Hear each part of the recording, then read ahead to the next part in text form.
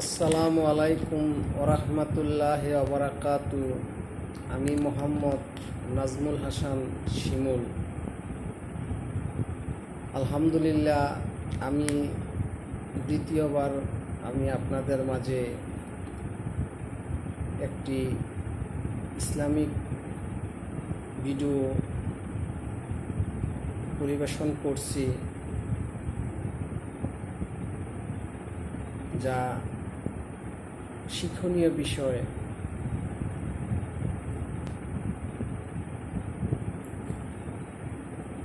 আপনারা সবাই মনোযোগ সহকারে এই ভিডিওটি দেখবেন এবং হৃদয় ভরে উপলব্ধি করবেন। আমি ক্ষুদ্র জ্ঞানের মানুষ, আমি আপনাদের মাঝে কি বলতে চেয়েছি তা আপনারা সম্পূর্ণ ভিডিওটি দেখে বিচার বিশ্লেষণ করবেন। আমার আজ যে বিষয় নিয়ে আলোচনা তা হচ্ছে আত্মশুদ্ধি ও তাসাউফ।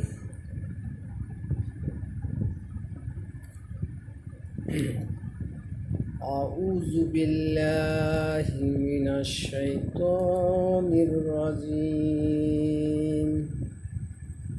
বিসমিল্লাহির রহমানির রহিম।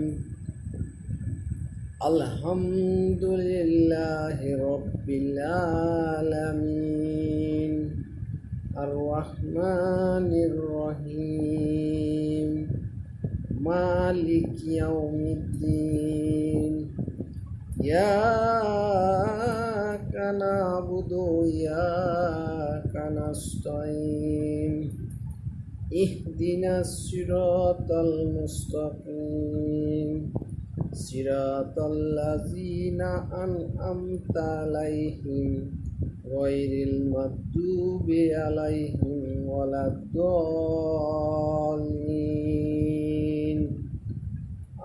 আমিন। আসসালামু আলাইকুম ওরহমতুল্লাহি ওবরাকাতু। আমি আপনাদের মাঝে আবারও সালাম দিয়ে আমি আমার মূল কাজ আলোচনা করে যাচ্ছি। আলহামদুলিল্লাহ, সকল প্রশংসা জানাই যিনি আমাদের সকলের প্রভু, আলা কুল্লি শাহিন কাদির। তারই কাছে সাহায্য কামনা করি এবং তারই প্রিয় হাবিব পাক পাঞ্জাতন হজরত মুহাম্মদ সাল্লাল্লাহু আলাইহি ওয়াসাল্লাম, মা ফাতেমা, হজরত আলী ও ইমাম হাসান হুসাইনকে প্রাণ ভরে স্মরণ করছি ও শ্রদ্ধা জ্ঞাপন করছি। সবার প্রতি অসীম শ্রদ্ধা জ্ঞাপন করছি। আমার প্রিয় পৃথিবীর সকল ভাই বোনেরা, আশা করি সৃষ্টিকর্তার অশেষ কৃপায় সবাই যে যেখানে আছেন ভালো আছেন, তাই কামনা করি।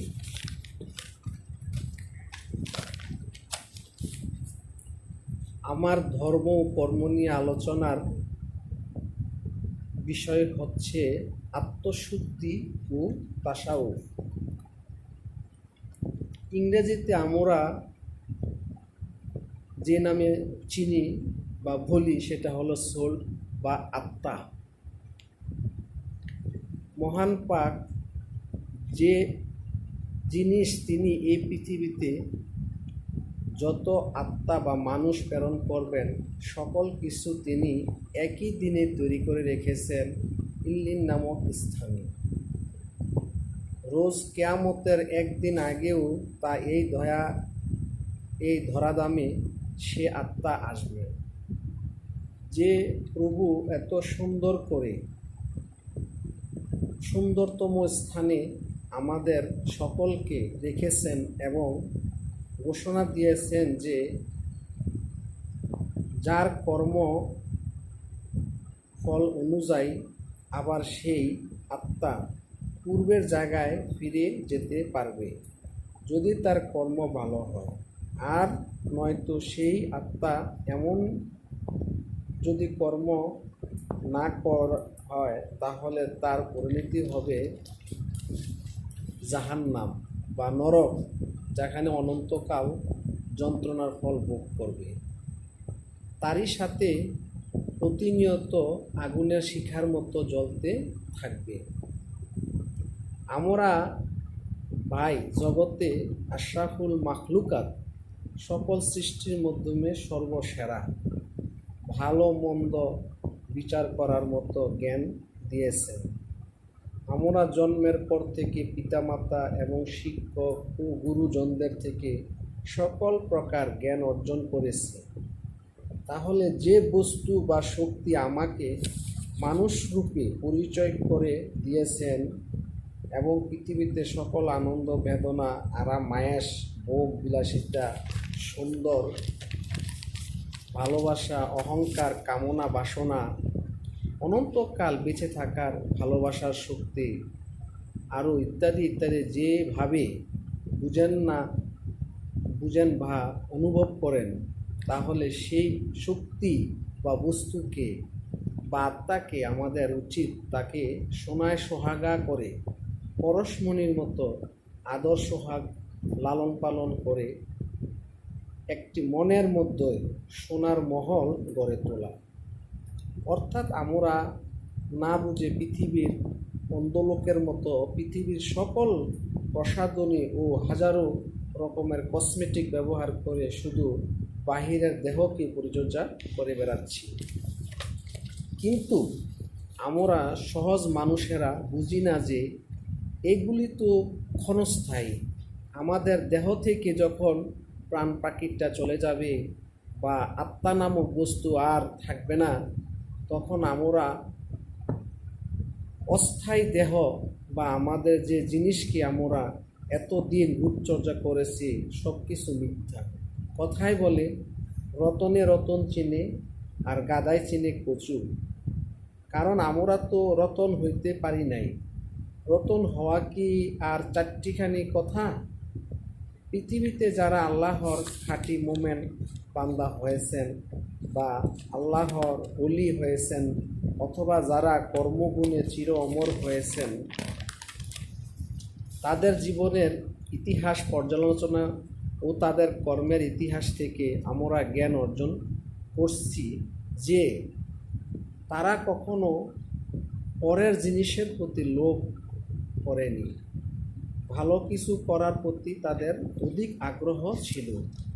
সঠিক ধর্ম ও কর্ম নিয়ে সর্বক্ষণ মানুষকে তাগিদ করে গেছেন।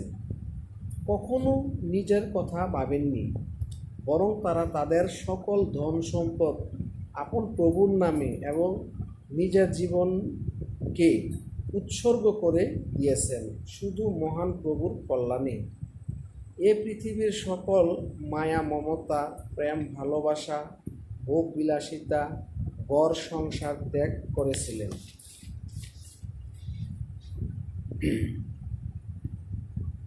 হিজরত করেছেন অন্য স্থানে। আমি ক্ষুদ্র জ্ঞানের মানুষ শুধু একটি ব্যক্তির নাম আপনাদের কাছে তুলে ধরব। তিনি হলেন হজরত খাজা মঈনুদ্দিন চিশতি রহমাতুল্লাহি আলাইহি ওয়াসাল্লাম। বায়ু বোনেরা, শুধু এই মহান ব্যক্তির জীবনী যদি আপনারা একবার পড়েন আর যদি হৃদয় থেকে পৃথিবীর সকল লোভ, লালসা, অহংকার, ক্রোধ, হালাল হারামকে এবং সত্য মিথ্যাকে নিজের বিবেক জাগ্রত করিতে পারেন, আমি অধম মনে করি আপনার দ্বারা এই পৃথিবীতে কোনো অন্যায় কাজ হবে না। কেননা কোনো বিবেকবান ব্যক্তি কখনো খারাপ কাজ করতে পারে না। শুধু বিবেক তাকে সকল অন্যায় কাজ থেকে মুক্ত রাখবে। আর আমার আলোচনার কেন্দ্রবিন্দু হলো সেই বিবেক নামক বস্তু বা জিনিস যে ভাষায় বুঝেন না কেন, তা হলো আত্মা বা আত্মশুদ্ধি। আমার প্রিয় সকল ভাই বোনেরা, পৃথিবীর ক্ষণস্থায়ী লোভে পরে যদি নিজের বিবেককে অন্ধ করে রাখেন, তাহলে জেনে রাখেন অসত্য ক্ষণস্থায়ী আর সত্য চিরস্থায়ী। অবাধ্য ভাবেন যদি অবৈধভাবে যদি হাজারো বাড়ি গাড়ি ধন সম্পদ আপন পরিজনকে দিয়ে যান, একসময় এগুলো আপনার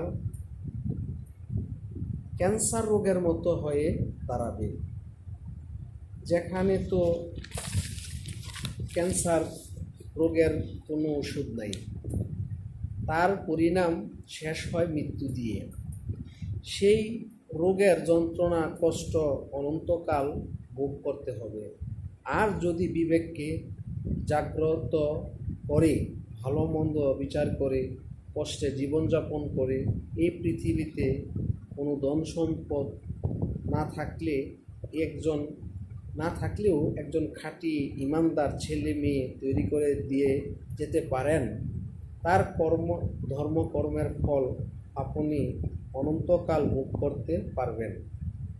যা আমরা বলি যে পরকালে স্বর্গ পাওয়া বা জান্নাত পাওয়া, এই একজন মোমেন বান্দার দ্বারা কখনো খারাপ কাজ হবে না, বরঞ্চ তাছাড়া আরও হাজারো মোমেন বিবেকবান ব্যক্তি তৈরি হবে ইনশাল্লাহ। তারই কর্মফল আপনাকে পৃথিবীতে চির অমর করে রাখবে।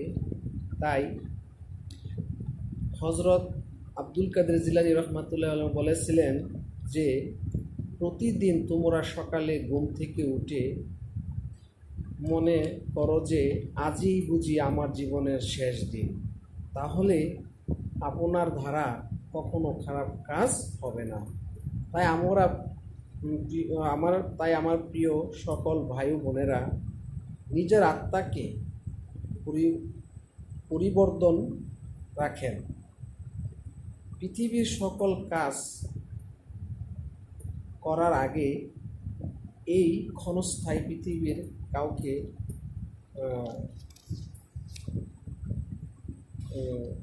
করুণা মহান আল্লাহ পাকের কথা মনে সকল কিছু মানব কল্যাণের উদ্দেশ্যে নিজের জীবন বিলীন করে দিন। তাহলে আপন সকল ধর্মকর্ম সঠিক হবে, আত্মশুদ্ধিতে পরিণত হবে। আপনার আত্মা নামক বস্তু পরকালে অনন্তকাল শান্তি থাকবে। মহান রাব্বুল আলামিন আমাকে এবং সকলকে হেফাজত করুক, আমিন। আমার এই ক্ষুদ্র আলোচনা কারো জীবনে যদি একটু উপকারে আসে, তাহলে ভিডিও করা আমার সার্থক হবে। তাহলে দয়া করে একটি লাইক বা শেয়ার করে অন্যকে দেখার মতো সুযোগ করে দিন। আসসালামু আলাইকুম ওয়া রাহমাতুল্লাহি ওয়া বারাকাতুহু। ভাই, নিজের বিবেচনা খরচ করে চিন্তা চেতনা বোধকে একটু সঠিকভাবে করে পৃথিবীর সকল কাজ করুন। আপনার এই কাজ কখনো বিফল হবে না। কারণ কাজী নজরুল ইসলাম বলেছিলেন, যার দেহ, যার আত্মা, যার কলব পরিষ্কার, আত্মা শুদ্ধ, আত্মা পবিত্র, আত্মা সরল, তার পৃথিবীর সব কিছুই সরল, পৃথিবীর সব কিছুই তার কারণ আলো। কারণ এই আত্মা যদি আপনাকে সঠিকভাবে পরিচালিত করে, তাহলে পৃথিবীর কোনো কাজ আপনি বিফল হবেন না, পৃথিবীর কোনো কাজ আপনাকে ঠেকাতে পারবে না। আপনার প্রতিটি কাজ হবে সহি শুদ্ধ এবং ধর্মকর্ম অনুযায়ী সঠিক। তাহলে আপনি একদিন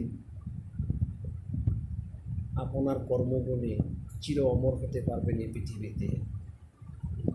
তাই আমি ক্ষুদ্রগণের মানুষ আপনাদেরকে বলবো, পৃথিবীর সকল কিছুই সঠিকভাবে করুন, ভালোভাবে করুন, তাহলে আপনি নিজে শান্তি পাবেন, আত্মা শান্তি পাবে, আপনি নিজে শান্তিতে থাকতে পারবেন, সমাজ শান্তিতে থাকতে পারবে, দেশ শান্তিতে থাকতে পারবে।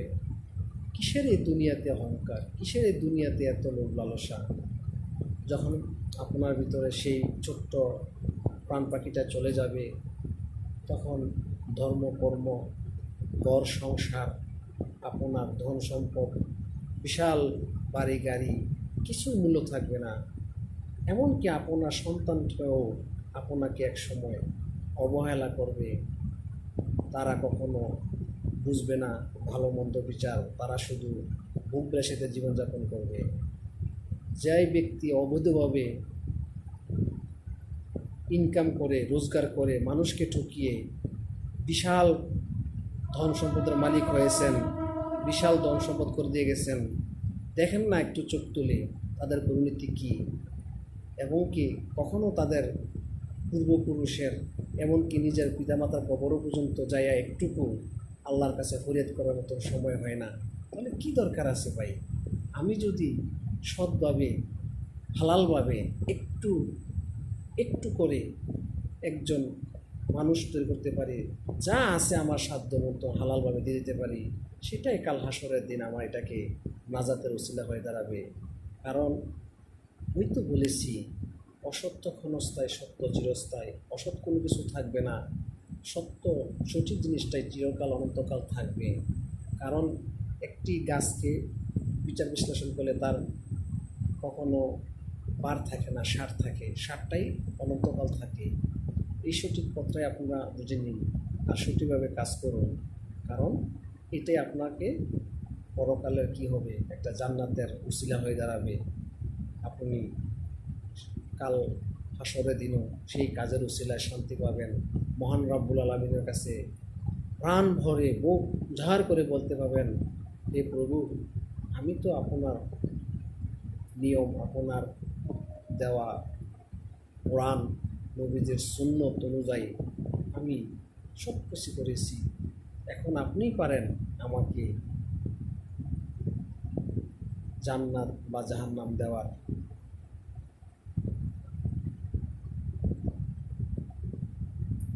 দিতে, কারণ আমি যদি ভালোভাবে চলতে পারি, ভালোভাবে করতে পারি, তাহলে এই পৃথিবীতেই কাল হাসরের দিনে জাহান্নাম জান্নাতের ফল এখানে কিছুটা উপলব্ধি করা যায়। কেননা আমরা তো আশরাফুল মাখলুকাত, সৃষ্টি সেরা জীব। তাহলে আমরা কি বুঝি না যে আমি কী পর্যায়ে আছি?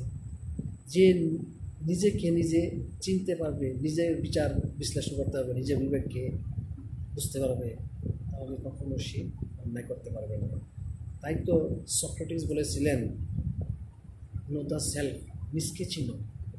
যে ব্যক্তি তার নিজের কর্মকে বিচার করতে পারবে, নিজেকে চিনতে পারবে, সেই তো আল্লাহর ওলি হতে পারবে এবং মহান ব্যক্তি হতে পারবে। তার দ্বারাই পৃথিবীতে আলোকিত মানুষ গড়ার মতন শক্তি হবে। তাই আমি তাই বলবো, আপনারা সবাই নিজকে চিনুন, নিজের ভালো মন্দ বিচার করুন, তাহলেই আপনি সঠিক ব্যক্তি হতে পারবেন, মূল ব্যক্তি হতে পারবেন। আসসালামু আলাইকুম ওয়া রাহমাতুল্লাহি ওয়া বারাকাতুহু। সবাই ভালো থাকবেন, আমার জন্য দোয়া করবেন। আমি যেন আপনাদের মাঝে আমার এই ক্ষুদ্র জ্ঞানের অনুযায়ী, ক্ষুদ্র জ্ঞানের যা আমার বিবেকে সাড়া দেয়, যা আমার ব্রেনে কুলায়, আমি যেন আপনাদের মাঝে আরও কিছু নতুন করে শিক্ষণীয় বিষয় ভিডিও আপনাদের পরিবেশন করতে পারি, সেই দোয়া আপনাদের কাছে কামনা করি। সবাই ভালো থাকবেন, আমাকেও জন্য দোয়া করবেন।